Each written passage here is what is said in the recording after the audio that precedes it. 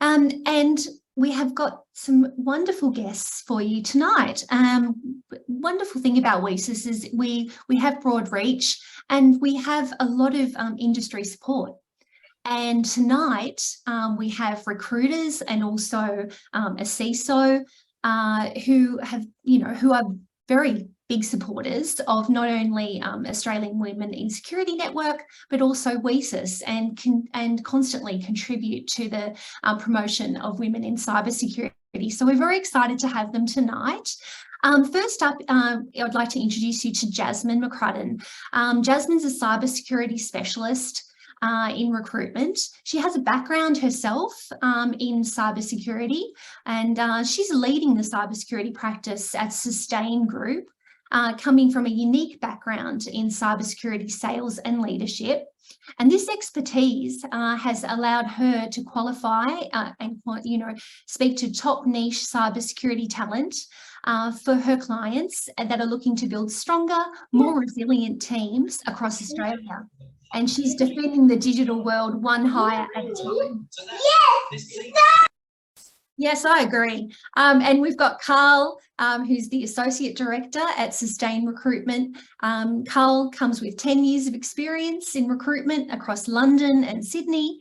Carl oversees the business intelligence, data and governance space for Sustain. And Carl's informative and friendly approach has been pivotal in creating long-lasting relationships with both clients and candidates alike. So representing Sustain Recruitment, Jasmine and Carl tonight, and that company itself provides specialist recruitment services across technology, digital and finance. The recruiters embed themselves in the communities they recruit for. Their industry knowledge is always up to date, and their wide-reaching domestic and international networks allow them to attract top talent and the best in class for teams. So I'd like you to make Jasmine and Carl very welcome. They've got some great information to share with you. And then after that, they'll spend some time asking some really key questions to Faisal Janif, who joins us tonight. He's a CISO and hiring manager at Oretta. He is also a senior security executive who works closely with Australian government, financial and regulatory agencies to advise on policy, cybersecurity strategy as well. Faisal's worked both globally and locally in security consulting and delivery with a focus on AI, machine learning, supply chain, project management and SOCs throughout the Asia Pacific and Japan region. So please make them very welcome. And I'm sure they've got some very interesting information to share with you. So with that, I'll hand over to Jasmine.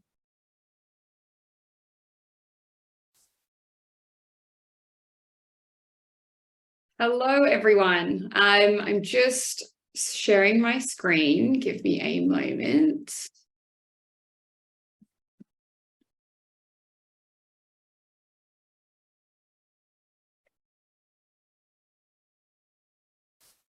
I might not have access to the sharing, so I might need some support there. Thank you, guys. No problem. We can do that. So I'll just give me one moment, please.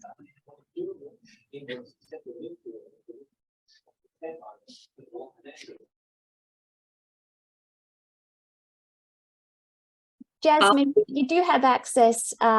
What's the message you're getting? Access, authorization.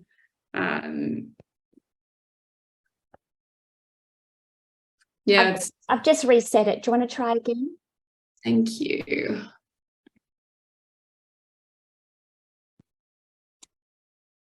Yeah, I'm getting warning triggers. Sorry, guys.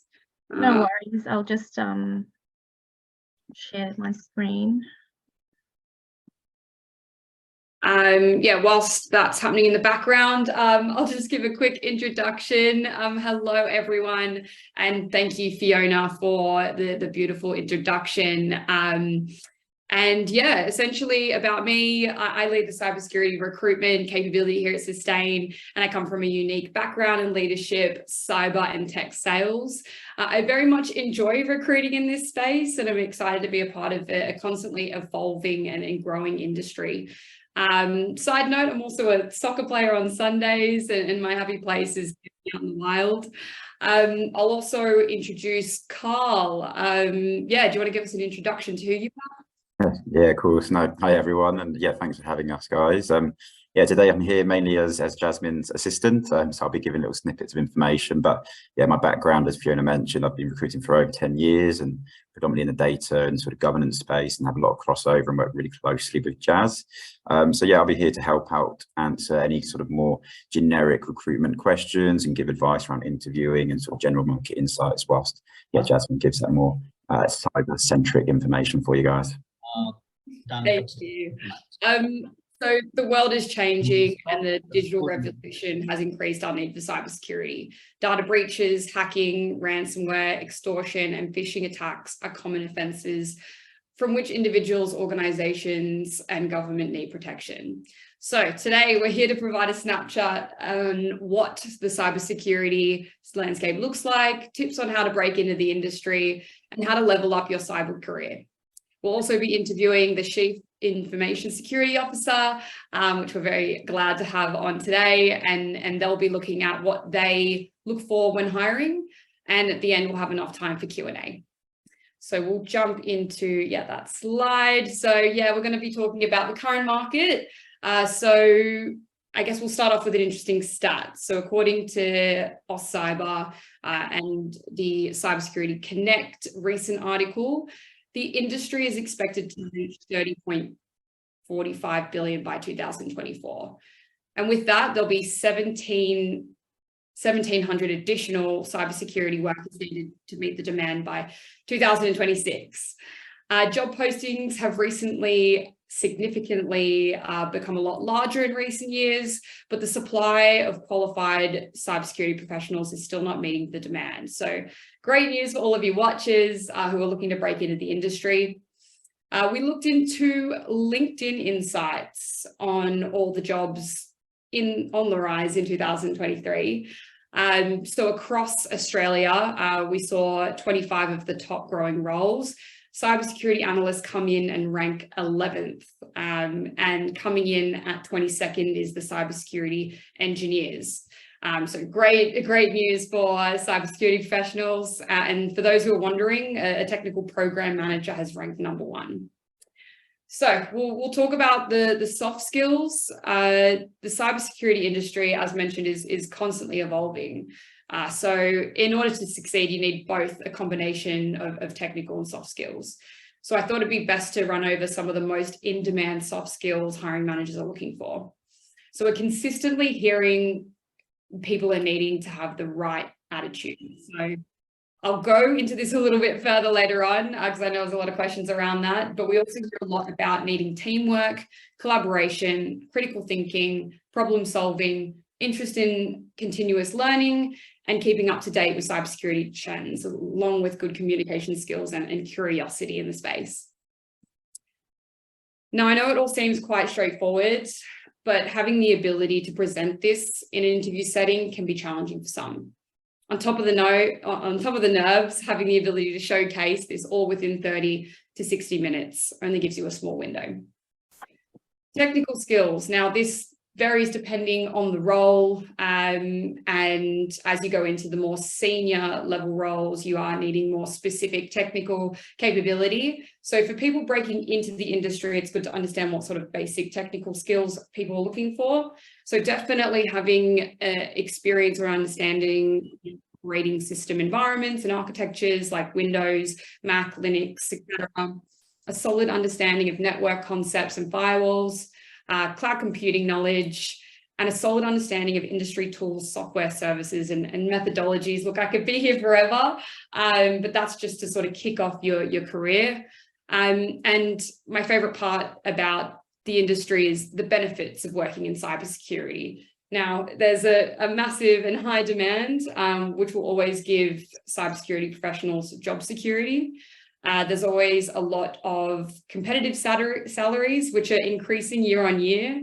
Lots of career progression. You don't need to be going up just a singular ladder. Your opportunities do broaden. Flexibility, remote working roles, and it's a constantly evolving and changing industry, which presents a lot of exciting challenges and means that you would never get bored. I thought it'd be awesome to also cover some of the most desired cybersecurity certifications.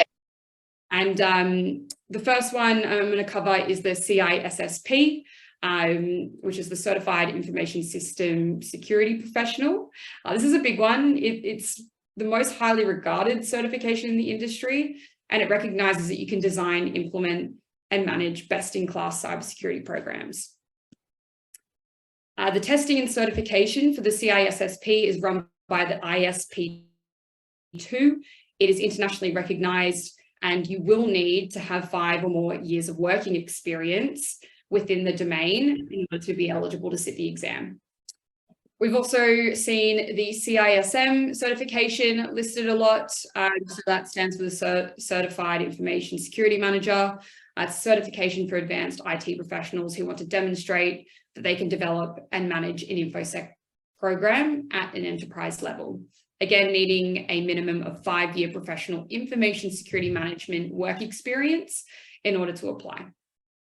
We're also seeing the CEH, Certified Ethical Hacker. This credential certifies you in the network security discipline of ethical hacking from a vendor-neutral perspective. You'll need at least 2 years of experience in order to sit for the CEH exam, but it's notoriously tough to achieve. But it will cement your skills in assessing and attacking security postures. So if you have a knack for hacking and want to use it for good rather than evil, this is the certification for you. I also want to highlight the OSCP. It is notorious for being one of the hardest penetration certifications to gain. You will learn about the technical skills, mindsets in order to be a successful penetration tester. If you choose to undertake the exam, you'll be expected to compromise several operating systems and devices within a 24-hour time frame. So you're probably wondering, do I need these security certifications? Now, there's a lot of conversation around this, and I will open up this conversation later on. But from my point of view, it does make your CV stand out, but it doesn't mean you won't get hired without a certification. To put yourself in the employer's shoes, if you see someone going the extra mile in learning, it makes you look more passionate about what you do and wanting to understand your industry and your expertise at a higher level. So we'll jump into the next slide, where we're going to be talking about the cybersecurity hiring landscape. So what are hiring managers looking for? I've got a trend here that we've pulled directly from Seek, which no one has seen yet. As you can see, there's a huge disconnect between job ads and the amount of good applications coming through. In my experience, sometimes the job description doesn't always match the requirements. But I honestly do recommend anyone sitting on the fence about applying for a role, it's worth putting your application in. And there's a really interesting gender statistic Carl mentioned the other day, which I'm going to get you to jump in and talk about. Yeah, no, I just read in the Harvard Business Review, that's what's quite interesting, that men will apply for a role and have confidence even if they only tick, I think it's around 60% of the criteria laid out on the job spec. Whereas a majority of women and females will only apply if they tick 100% of the criteria. And then, yeah, the advice given in the review was that, yeah, females need to have a little bit more faith in themselves. And I think it's where us recruiters and hiring managers can also help give that confidence they need to go forward for that role as well and advise in that way. Yeah, amazing. And look, from a recruitment agency like ours, we make a lot of placements, not just through the job ad. We make these placements through LinkedIn connections, referrals, meetups, market tools. And my recommendation to you guys is to be more proactive when you're jumping into the job market. I'll highlight a few different avenues later on in my presentation, but something I highly recommend. What I want to touch on is different industries, insights, and what industries are hiring cybersecurity experts. So I want to start off speaking about the government and defense sector. Not surprisingly, government and defense are the areas that most of the cybersecurity hiring are coming from. It's estimated to be about 25 to 30% of the market share in jobs. Areas like these really do need support. I've noticed a trend in needing to replace outdated software, patching current software, individual endpoint defense and IP addresses. A big trend I'm also seeing is needing to have citizenship in order to apply for security clearances. These clearances start off with baseline, and then you can go to your NV1 and then NV2. All in which, if you apply for a government role and you've got citizenship, I'm watching a lot of organizations providing the baseline clearance straight away. So something to definitely look into to broaden your horizons. I'll touch on the banking and financial services industry. Overall, financial firms are 300 times more likely to be targeted than other companies. Most cited incidents being business email compromises, which make up 20%, account takeovers, which sits at 19%. We've got data breaches, 15%, and it goes on. We've seen this happen with the Latitude breach, one of Australia's largest breaches in recent history, following a recent string of large-scale attacks like Optus and Medibank. I'm watching a lot of projects based around PCI, which is the payment card industry, but definitely a very mature industry and worthwhile getting into. I want to touch on healthcare. Like government, healthcare organizations are privy to a plethora of sensitive information. So that's protected health information, the PHI. We also saw that HIPAA journal reported that 89% of healthcare organizations have experienced a data breach. The healthcare industry is also hit on its fair share of ransomware attacks. And we've seen this happen with the likes of Medibank, Eastern Health, and other organizations. And manufacturing also presents some different and new challenges that are emerging. This industry is extremely vulnerable, with a recent survey reporting that 40% of manufacturing firms experienced a cyber attack in the past year, and 38% of those suffered over 1 million worth in damages. So we're noticing those threats emerge in the IoT and the OT security space. Whilst they gain efficiencies and improve production processes with connected device and intelligent machinery, the IoT exposes manufacturers to a network easily infiltrated by those who want to do harm. We've got retail as well. They say hackers can be opportunist shoppers, and naturally large-scale retailers have ramped up their hiring cybersecurity professional needs to meet the challenges have we seen cyber attacks within supply chain and POS systems. But overall, cybersecurity professionals are needed across every sector and industry, but it is clear and urgently needing to fill within the financial services, healthcare, government, and manufacturing and retail. But I don't want to disregard all the other industries that are out there that are hiring, especially across education, university, real estate and property, energy and utilities, mining, ICT, consultancies, and telco. So we'll move into the next slide, which I know a lot of you guys are keen to hear more about, which is how to break into the industry. So we've got an interesting statistic there from the Enterprise Strategy Group. They conducted a survey with just under 500 professionals breaking into the cybersecurity industry and how they landed their job. So as you can see, in the light blue section, we've got job postings. So that's people applying for job ads directly.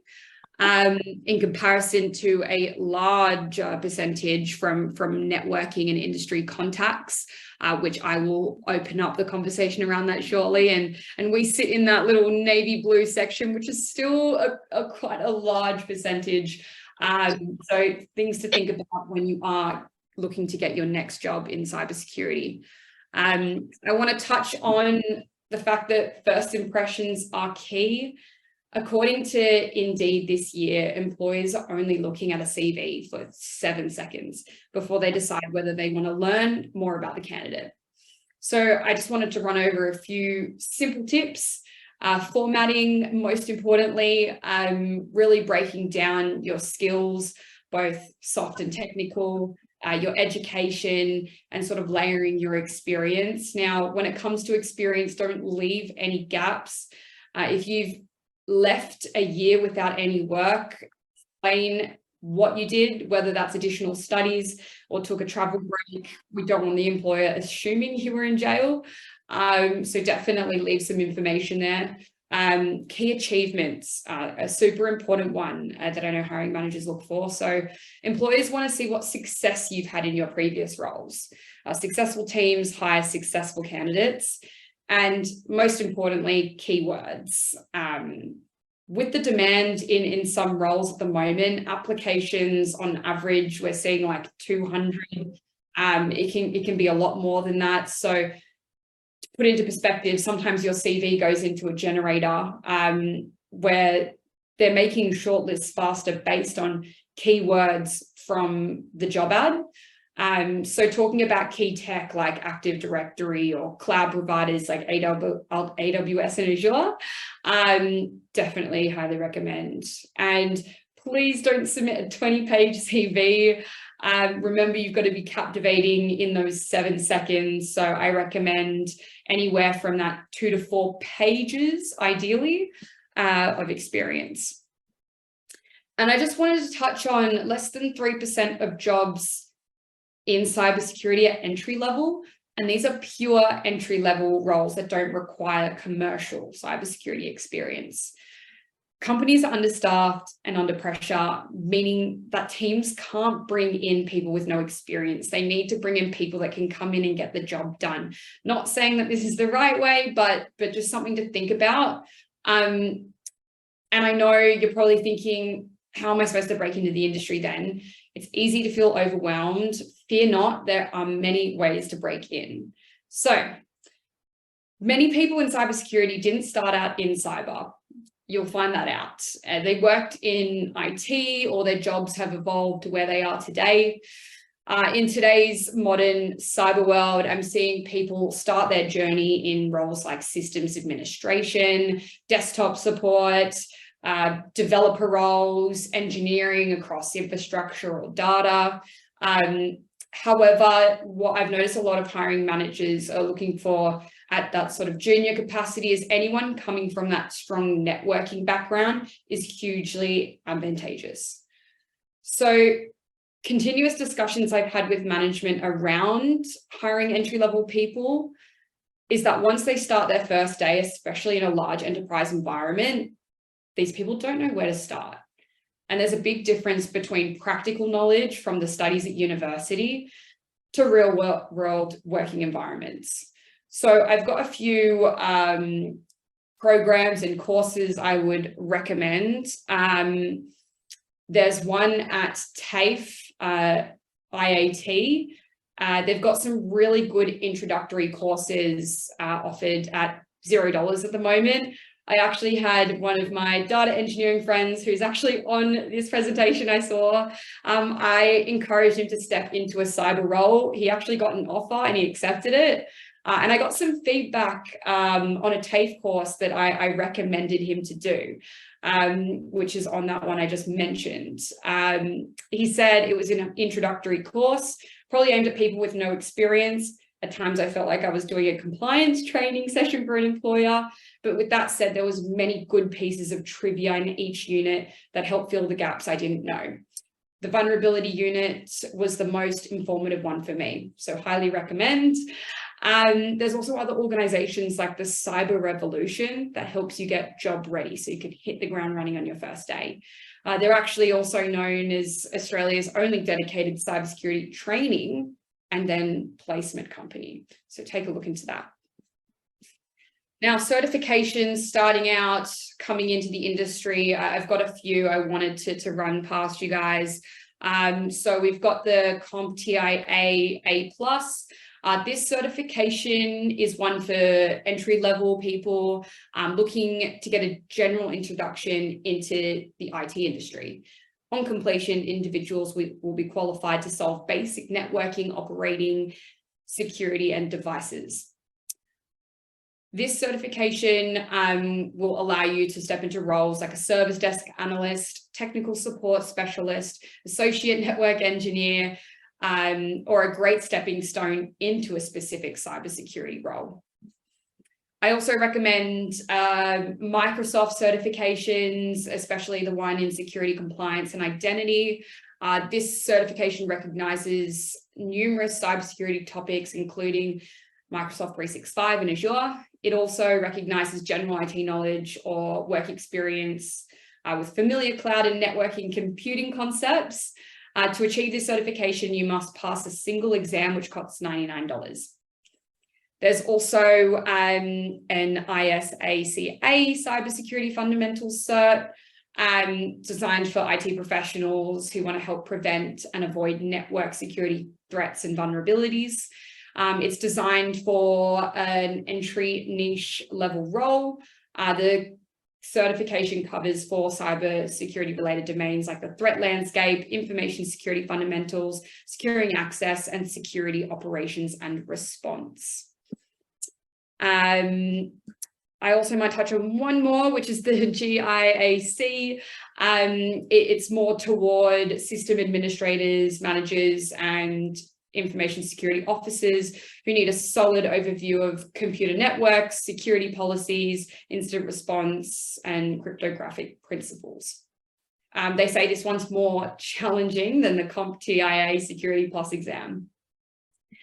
Now, my favorite part is networking in cybersecurity. So I've recruited in other tech fields like data engineering and data governance. However, I've noticed a big difference in networks and community events stepping into cyber.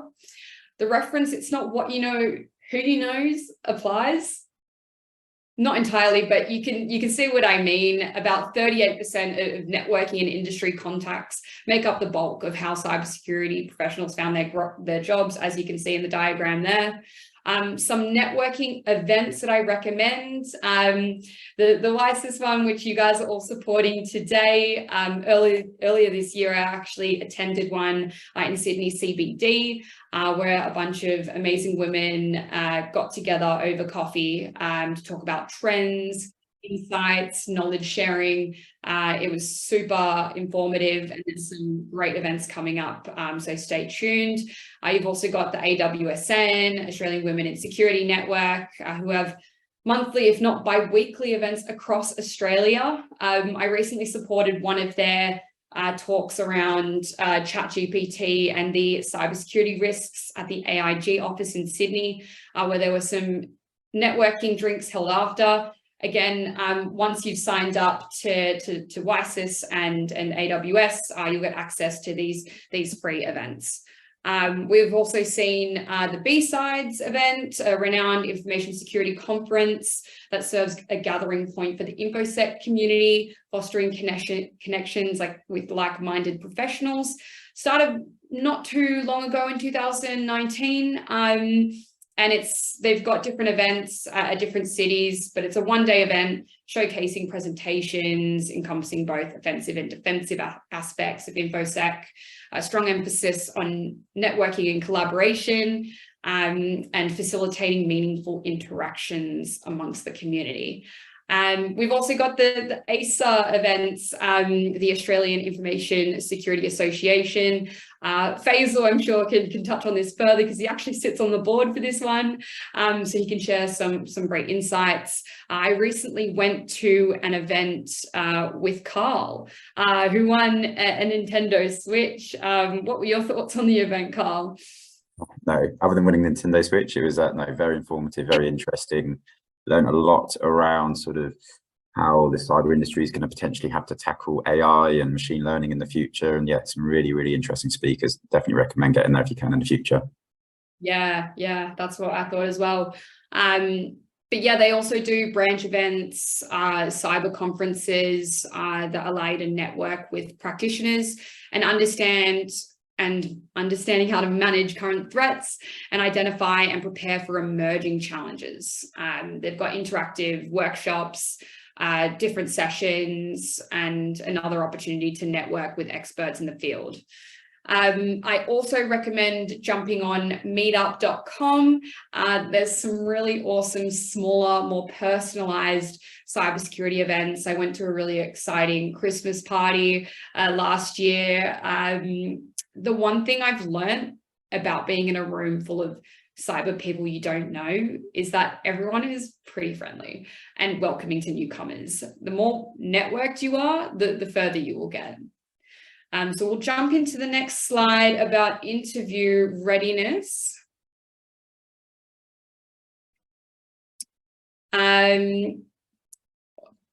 Perfect. So yeah, I want to start off with the thought of being the most interesting candidate in the room. I recently listened to Confessions of a Recruiter talk about being the 100th cow. So imagine 100 cows in a paddock and there's one cow dancing in the middle wearing a sombrero. Which one are you going to notice? Now, I'm not saying rock up to your interview and not in a professional format, but I'm talking about this as a concept. How are you going to stand out? So I've got a few things to think about. Don't be afraid to showcase your personality. We're in the business of tech and people. So definitely bring those two worlds together. Now, answering the interview question, why do you want to work for us? This can be a make or break when someone goes through an interview. So answers like, oh, it seems like a friendly place to work, or I like helping people, or I've heard good things about X. They're nice answers, but they're way too generic. So I've got a few more impactful ways on how to articulate why and to be the candidate they need to hire. So I suggest thinking about some of these. So the first one is, this opportunity will help me utilize and expand upon my skill sets in A, B, C. You could also say, when I researched the company, I was really impressed with their work on X, and this is the type of work I want to be a part of. You can talk about the core values of the company. So A, B, C resonated with me. They align to how I operate as a person and how I want to be treated as an employee. You could also say, I can see that X invests in their people career development, which is important to me as I want to focus on my career growth. So these answers, they're going to make you sound a lot more self-aware, show your professional maturity, be more interesting, and show that you have researched the company, which is always going to land well. If you've ever worked with a recruiter before, you would have heard about the STAR method.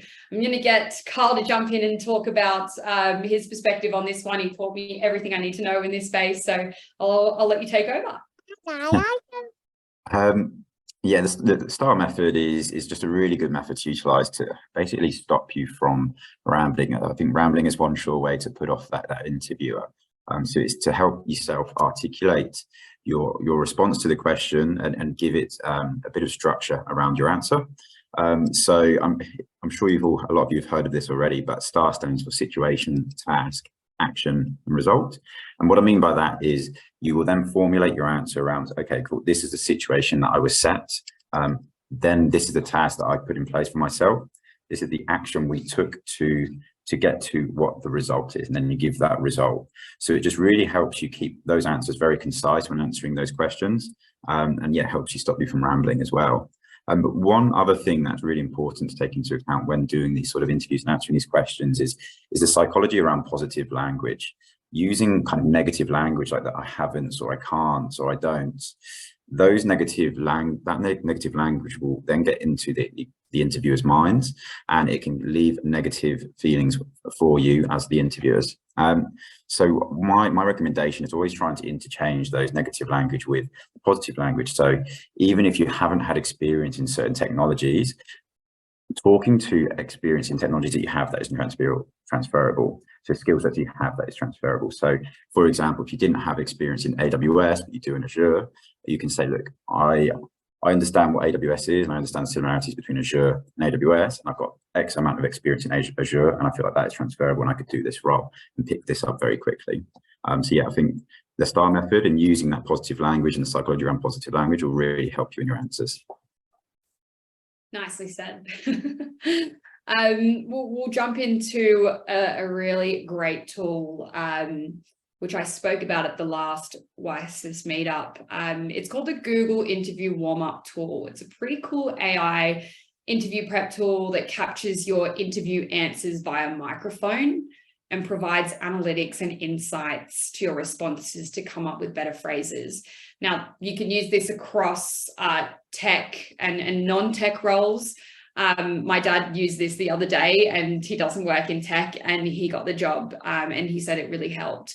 And it's also helped a lot of my candidates in just taking time to look back at what they would say in an interview setting as well. Now, back to that attitude piece, what we hear a lot about in cyber recruitment, we want someone who's got the right attitude. So not only will that positive psychology piece help, but showing your enthusiasm and eagerness about the opportunity goes a long way. In security, you'll know that we can't get it right the first time always. It's about learning and development. So showing your can-do attitude is what I hear a lot of cybersecurity hiring managers looking for in some of the top priorities. So we'll jump into the next slide, which I've been very much looking forward to. And we're going to invite our special guest into this one. So tonight we've got the absolute pleasure of having Faisal, who currently works at Orator. I found out Orator stands for excellence in Greek, which is awesome. He is the Chief Information Security Officer there, and he's here to talk about his experience in the industry and what he looks for when hiring. But before we jump into the questions, we'd love to hear about your background, what made you get into this crazy industry, and how you've seen the industry change within your experience. Perfect. Thank you, Jasmine. Hi, everyone. How are you? Look, where do I start, right? I mean, I've been in this industry for a bit over 20 years, so really showing my age. And I started off at CBA, and as you rightly put, you know, it wasn't the idea to get into cybersecurity. I did a master's in information systems, so idea was to get into IT. However, the first role in CommBank ended up being in group security, and one of the first things I was doing was listening into conversation of traders for insider trading. So tapping into phones, and you know, a few months later shifted into a junior analyst role in the security team. It wasn't even called cybersecurity, it was just a security team, and everything sort of just went from there. But in terms of how the industry has changed, it's changed a lot from when I started my career. It used to cost the criminals quite a lot of money to conduct a cyber attack, right? And now it's the other way around. It costs us a lot of money to protect our organizations, and it's quite cheap for them to conduct cyber attacks. So there's a lot of shifts, there's a lot of changes, and you know, as we grow and you know, new technologies come in, and we're now staring down the path of quantum compute, and what does that mean? So there's all these different paradigms that are going to impact the industry, not only globally but within Australia as well. We have a first minister for cybersecurity, Minister O'Neill, which is absolutely fantastic, and the government's pushing Australia to be the safest country by 2030 from a cyber point of view. And you know, if we start to look at globally, there was a few touch points that was mentioned. The healthcare sector in the US is struggling in that point. In KSA, we've got NEOM coming, which is probably going to be the world's smartest city, right? So there's a lot of different things happening globally, and as everyone rightly said in this conversation so far, that we're in an industry that's never going to die. Right? Criminals don't have recessions. Yeah, interesting points. I like the statistics on where we're heading into 2030 and sort of the global viewpoint there. But keen to jump into the candidate side of things in the interview process. So from your perspective, what makes a good candidate stand out in the interview process? For me, it's appearance. It's that first appearance that you meet someone. It's that look on their face when you meet someone. It's how they conduct themselves, present themselves, and how they actually start the conversation with you. So that's a very important part. And I think, in my opinion, over COVID period where we were doing a lot of interviews over Zoom and Teams, and I think that etiquette got lost a little bit.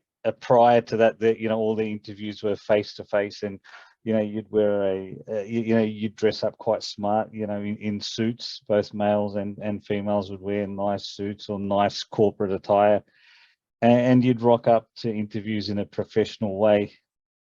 But I think some of that got lost over the COVID period.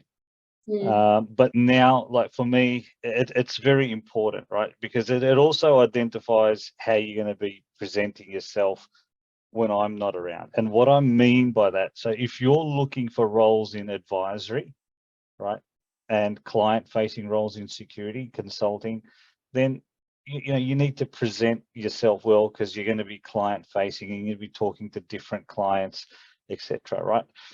But then on the other side, if you're in the business becomes your client as well, right? So the finance team, the marketing team, the HR team, they're all your clients, right?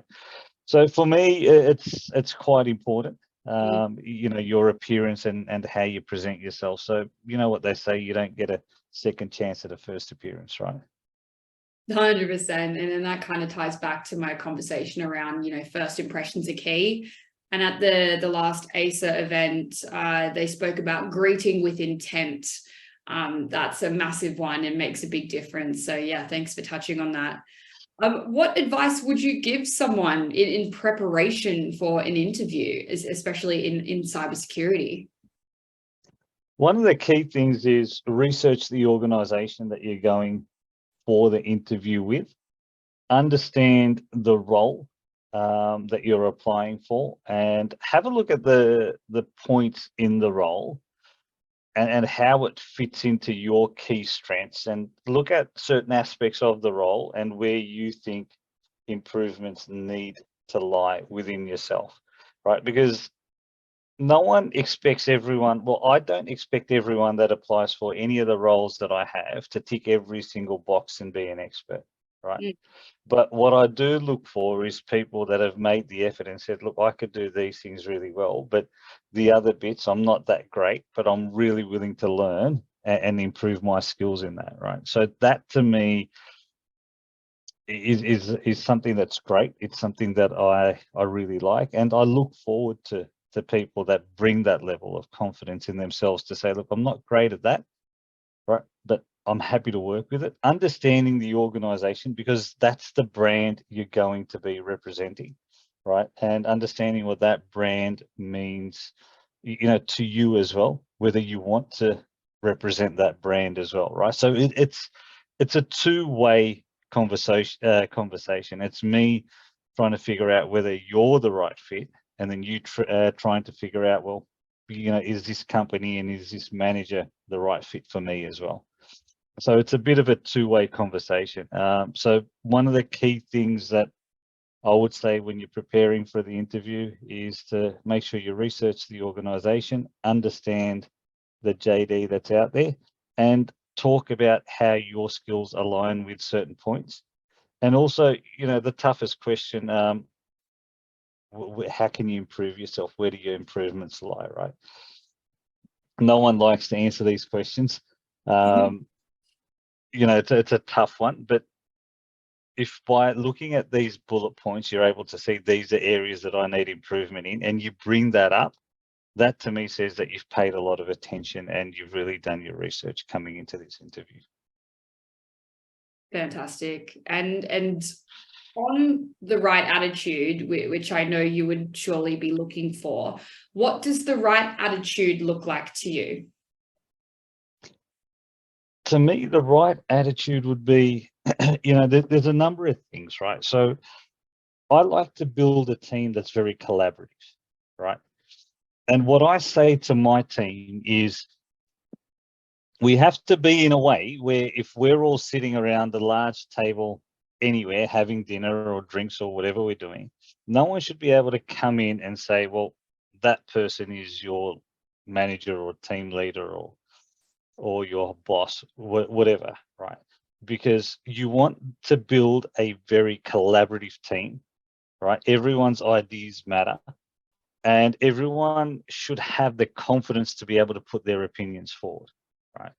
So the attitude that I'm looking for is collaboration, always willing to ask and challenge, right? Never be afraid to ask the questions or challenge just because someone higher than you or your manager or your hiring manager, etc., is saying this is how we have to do this, right? And someone that has a lot of confidence and someone that's willing to move at speed. Yep. Right. Because the industry that we're in, when we start dealing with incidents and we start dealing with breaches, right, we have to have people that are willing to have that attitude where, okay, let's just get it done. Mm-hmm. Right. We're on the back foot. We know that, you know, sometimes the hours that we work isn't great. You know, we do a lot of stuff that's after hours, outside of hours. We take calls at 3 in the morning because someone's had a breach. So there's a lot of these things that are happening, right? Mm-hmm. So the attitude that you bring towards the part of security which you are choosing to be a part of makes a significant difference. And why I say the part, you know, how you operate in security GRC will be different to how you operate in security architecture to how you operate in security operations. Absolutely. Awesome. And I just noticed one of the questions that was raised earlier, and it comes quite nicely tied into a question I had prepared for you. So someone speaks about, you know, it's not just IT people coming from walking into cyber roles. So I guess from your experience, what sort of backgrounds, either in IT or non-IT, are people coming from breaking into the cybersecurity industry that you're seeing? Well, again, it depends on which part of the security industry you want to get in, right? So if you're coming into a GRC role, we see people that have great documentation skills, you know, have done some form of auditing previously, come into that space and start off quite early in it. I've had people jump across from HR, from talent, from, you know, being an internal auditor to a security auditor. So there's a number of different ways that you can get into that side. When you start looking at security architecture and security operations, we get a lot of people coming in from the enterprise architecture side or the network and the cloud or critical infrastructure side, right? But that's not to say that because you have a technical background, you can't get into GRC if you want to, right? So to give you a great example, within the organization currently, we have one person who's quite technical but wants to move into the GRC side. So we're doing a slow transition over the next 12 months on, you know, helping him develop some of the skills that he needs to be able to transition into there. So there's a lot of different ways that you can get into it. But it also happens, you know, you need to have the right attitude, the right motivation to wanting to learn, because you're going to be starting to learn. You need to understand the different types of audits that we do, and there's quite a fair bit, right? So, you know, outside of the big ones, the international standards, you know, we have the mandatory 20 in New South Wales, we have the VP DSS, you know, we have the Essential 8, We have the insurance maturity audits. So there's a whole bunch of different audits that, you know, we do. So getting into that side, you know, there's a whole bunch of learning that you'll need to do. Also developing and writing policies, procedures, training, etc. So there's a lot that goes into it. It sounds a bit daunting, but nothing is unachievable. Nice.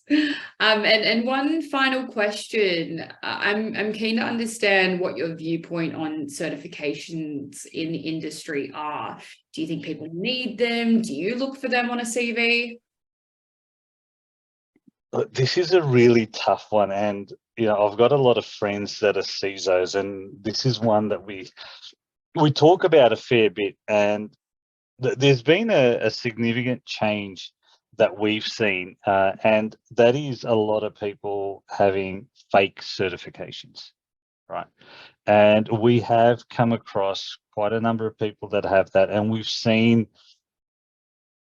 people reach out to people through WhatsApp and you know, different means of social media. You know, are you looking to get certified? And then, you know, so there's a whole lot of things that go in the background. And what that really does is it really doesn't help the people that have gone there and made the effort and done it properly and actually got certified, right? So when I see certifications on CVs and I see someone that's got 10, right, I do start to think, well, you know, do they really have that many? And, you know, how are they in each of these? Because they vary, right, from getting technical type security certifications to GRC certifications. So for me, one of the things that I look for is when I do the interviews is how their skills are, right, depending on what level we're hiring and which part of security we're hiring with. And if someone says they are certified in certain things, then we delve a little deeper into that and ask those questions, right? So in short, I think certifications are great for people that have actually done it properly and taken the time out to do the courses and learn, because there's a lot of checks and balances that go on in the back. But, you know, there are, yeah, as always, the small minority always ruins it for the people that are trying to do everything. But always put your certifications in there, and you know, we tend to ask questions which, if you are certified, you'll easily answer. Yeah, 100%. No, good to get your viewpoint on that then.